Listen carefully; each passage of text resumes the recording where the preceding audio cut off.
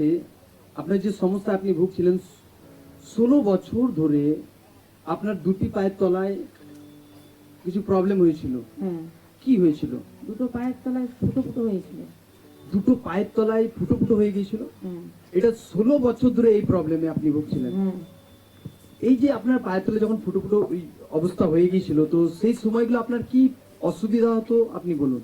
অসুবিধা মানে কি, আমি খালি পায়ে হাঁটতে পারতাম না। ওইটার কারণে আপনি খালি পায়ে হাঁটতে পারতেন না। হ্যাঁ, আর কি কি অসুবিধা হতো সেগুলো আপনি সবকিছু ডিটেলসে বলুন। 16 বছর ধরে যে আপনি যে প্রবলেম ভুগছিলেন সবকিছু নিজে বলুন, কি হয়েছিল আপনার।